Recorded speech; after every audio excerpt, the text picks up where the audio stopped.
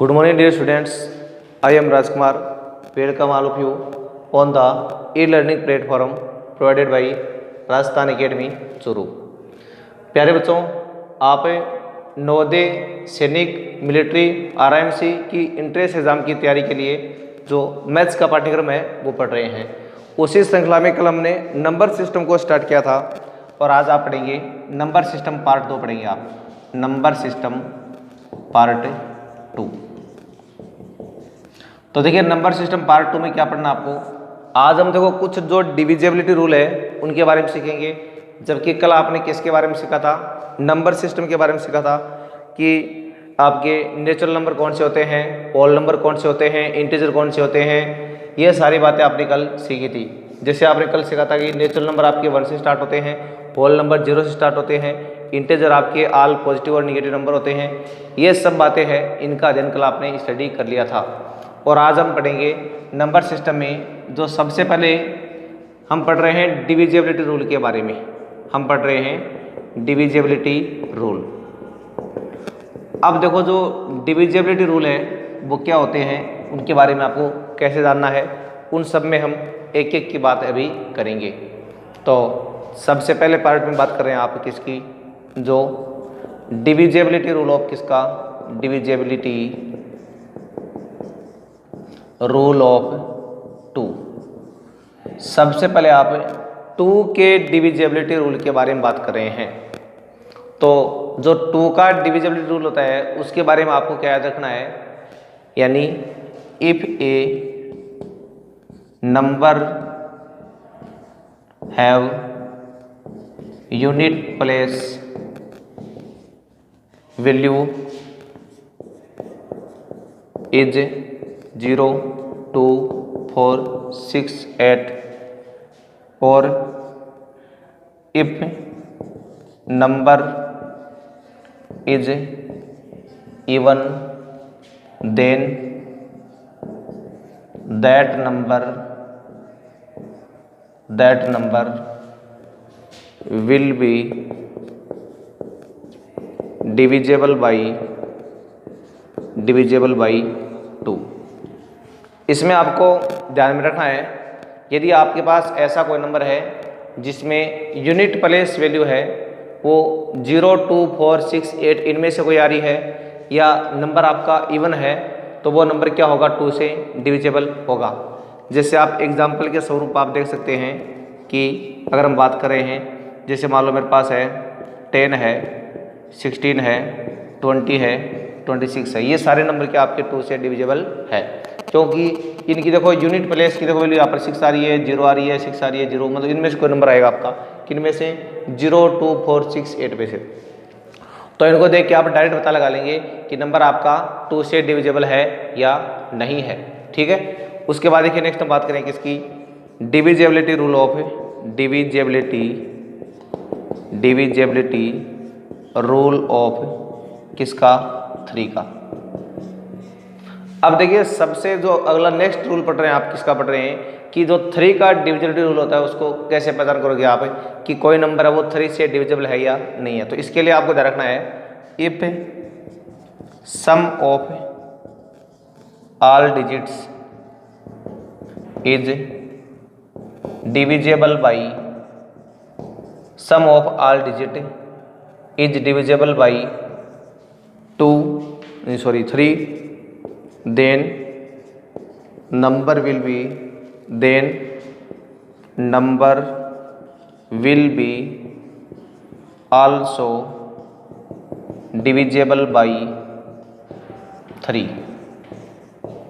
अगर किसी भी नंबर के ऑल डिजिट का सम यदि वो 3 से डिविजिबल आ रहा है तो वो नंबर क्या होगा, 3 से डिविजिबल माना जाएगा। एग्जाम्पल देखो आप इसके देख सकते हैं, जैसे मान लो मेरे पास आ रहा है 363 आ रहा है, ये नंबर है, या मान लो मेरे पास आ रहा है 900, या मान लो आ रहा 123, ये सारे के सारे नंबर क्या है, 3 से डिविजिबल है। पहचान कैसे करनी है, इनको देखो आप ऐड कर लो सबको, 1 + 2 + 3 ऐड किया कितना हो गया, 6 किया 3 से डिविजिबल, ठीक है ना। इसी तरह आपने इनको ऐड किया 3 + 6 + 3 तो 12 किया 3 से डिविजिबल। तो इस तरह से आप जो 3 का डिविजन रूल है उसको आप पढ़ सकते हो। और उसके बाद में बात करें किसकी नेक्स्ट, जो अगला पॉइंट आपका था इसमें divisibility rule of, divisibility rule of किसका, 4 की बात करेगा कि जो 4 का डिविजिबिलिटी रूल है वो क्या होता है। इसमें आपको ध्यान रखना है if number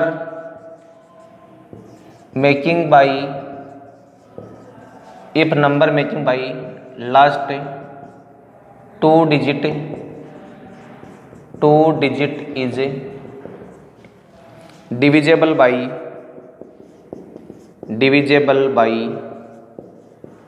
4, then number is divisible by 4। इस बात का मतलब ये हुआ कि अगर आपके पास ऐसा कोई भी नंबर आ रहा है जिसकी कोई उसकी लास्ट जो 2 डिजिट है उनसे बना हुआ नंबर, अगर वो 4 से डिविजिबल आ रहा है तो वो पूरा कंप्लीट नंबर किससे डिविजिबल माना जाएगा, वो 4 से डिविजिबल माना जाएगा। अगर देखिए आप इसके एग्जाम्पल की बात करें, जैसे मान लो मेरे पास क्या रहा है, ये नंबर आ रहा है, क्योंकि लास्ट के देखो 4 नंबर है, ये 4 से क्या पूरे पूरे डिविजिबल है। इसी तरह आप जैसे लिख दोगे आपने जब 48, ये आपके नंबर क्या आ रहे हैं, बिल्कुल 4 से डिविजिबल आ रहे हैं। इसी तरह आपने देखा 900, अब देखो 900 में क्या देखो लास्ट में 2 जीरो आ रहे हैं, तो जीरो में 4 का डिवाइड कितना टाइम होता है, बिल्कुल 0 टाइम होता है, ये आपको ध्यान में रखना है। तो ये आपने इसके कुछ एग्जाम्पल पढ़ लिए हैं। अब अगला नेक्स्ट आपका आता है डिविजिबिलिटी रूल ऑफ किसका, डिविजिबिलिटी रूल ऑफ 5। अब आप 5 के डिविजिबिलिटी रूल की बात कर रहे हो, तो 5 के डिविजिबिलिटी रूल का मतलब होता है कि यदि किसी भी नंबर का यूनिट जो प्लेस होता है वो अगर 0 या 5 होता है तो वो नंबर 5 से क्या होता है, डिविजिबल होता है। यानी आपको लिखना पड़ेगा if unit place of a number is 0 and 5, then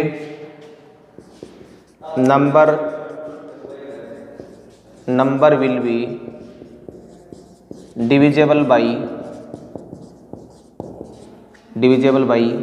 5। यानी किसी भी नंबर का यदि यूनिट प्लेस है वो अगर 0 या 5 होता है तो वो नंबर 5 से क्या होगा, डिविजिबल होगा। और देखो अगर आप इसके एग्जाम्पल की बात करना चाहें तो इसमें देखो आप एग्जाम्पल यूँ मान सकते हैं, जैसे मान लो मेरे पास आ रहा है 465, 1000, या मान लो ये नंबर आ रहा है, तो देखो इसमें आपका देखो यूनिट नंबर देखो सब में आपको 0 या 5 मिल रहा है, इसलिए नंबर आपके क्या है, 5 से पूरे पूरे डिविजिबल हैं। तो ये आपने अभी एक बार कहाँ तक पढ़ लिए हैं, 5 तक जो डिविजिबिलिटी रूल है वो आपने भी पढ़ लिए हैं। अब देखिए आप नेक्स्ट अगला क्वेश्चन,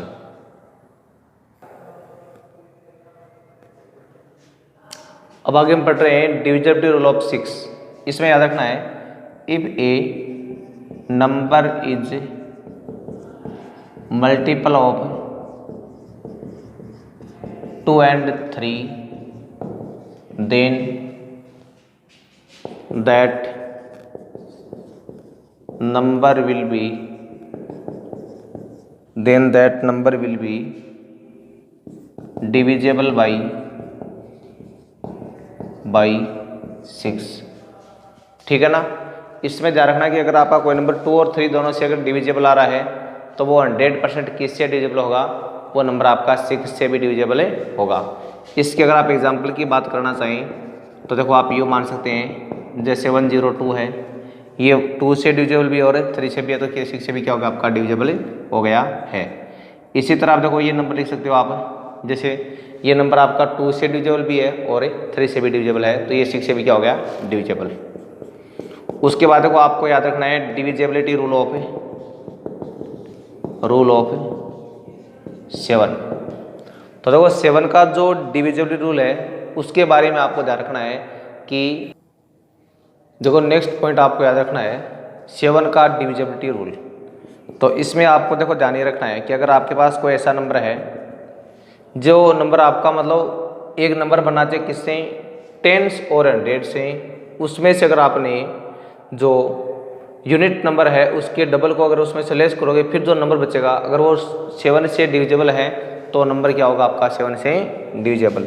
जैसे मान लो मेरे पास आ रहा है 343 आ रहा है, इसका मतलब अगर आप 34 में से इनसे नंबर 34 बन गया, इसमें से आप 3 का डबल करो यानी 34 माइनस 6 कितना आ रहा है 28। तो ये नंबर क्या होगा आपका, ये 7 से डिविजिबल है तो ये भी क्या होगा 7 से डिविजिबल। ठीक है, ये इस तरह से हो गया आपका। उसके बाद आपको नेक्स्ट याद रखना है डिविजिबिलिटी रूल ऑफ है, डिविजिबिलिटी रूल ऑफ 8 का भी देखो आपको डिविजिबिलिटी रूल याद रखना है। तो इसमें आप क्या करेंगे, आप लिखोगे if number making by last 3 digit is divisible by 8 then that number will be divisible by 8। यानी कोई भी नंबर है उसके अगर वो लास्ट 3 डिजिट से जो नंबर बनता है वो अगर 8 से डिविजिबल आ रहा है तो वो कंप्लीटली नंबर क्या होगा 8 से डिविजिबल हो जाएगा। और अगर आप इसमें एग्जाम्पल के स्वरूप बात करना चाहें तो आप इसमें ये मान सकते हैं कि जैसे मान लो मेरे पास आ रहा है 1008 ये नंबर है, इसमें देखो ये नंबर आपका है वो क्या है 8 से डिविजिबल, तो एक पूरा कंप्लीटली क्या हो जाएगा 8 से डिविजिबल हो जाएगा।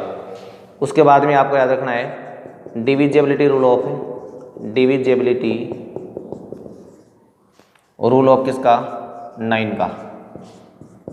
तो 9 में आपको याद रखना है इफ सम ऑफ डिजिट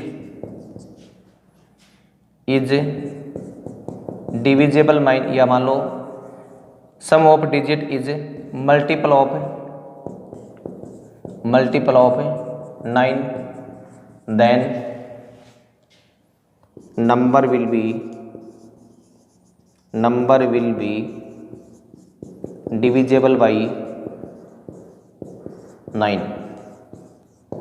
तो इसमें याद रखना है अगर आपके पास कोई ऐसा नंबर आ रहा है जिसकी डिजिट का अगर आप सम करते हो वो सम अगर 9 का मल्टीपल आता है तो वो नंबर क्या होगा आपका 9 से divisible.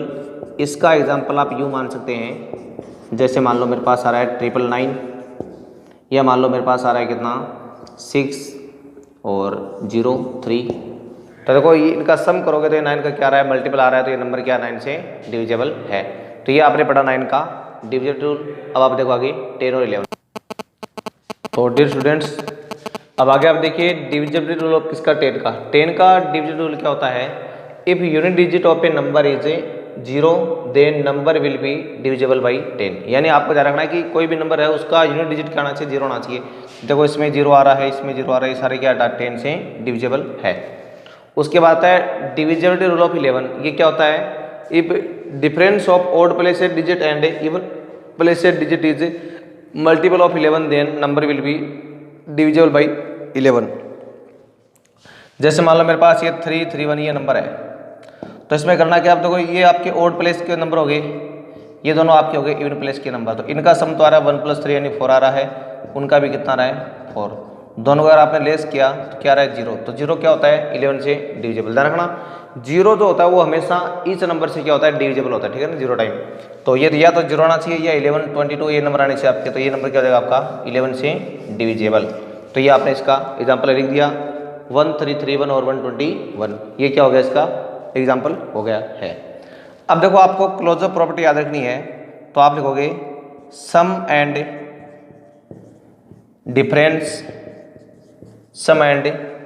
Difference of 2 rational number is always rational but multiple and division is not always rational.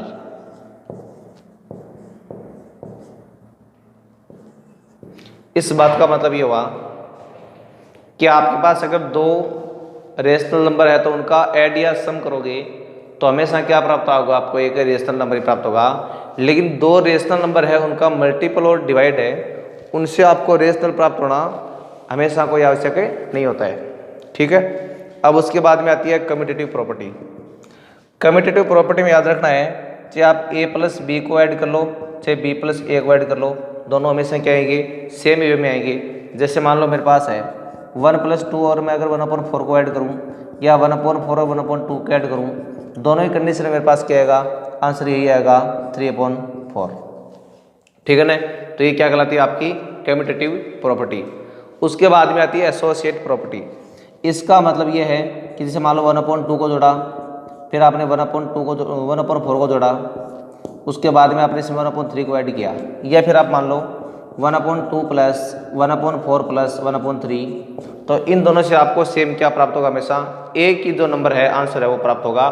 चाहे आप उन दोनों को पहले ऐड कर लो, फिर बाद में लास्ट वाले को ऐड कर लो, या लास्ट वाले पहले दो को ऐड कर लो, फिर फर्स्ट में ऐड कर दो, दोनों ही कंडीशन में क्या आएगा, आपका सेम जो आंसर है वो आपको प्राप्त होता है। तो ये कहलाती है आपकी एसोसिएट प्रॉपर्टी। ठीक है ना, तो ये आपने पढ़ा है इसके बारे में। अब देखो कुछ और बातें देखिए आप, हम आगे बढ़ रहे हैं। एक जो प्लेस वैल्यू है और फेस वैल्यू है उसकी बात हम कर रहे हैं। तो देखो प्लेस और फेस वैल्यू के बारे में। अब देखिए इसमें आपको एक डिस्ट्रीब्यूशन लॉ प्रॉपर्टी और याद रखनी है, डिस्ट्रीब्यूशन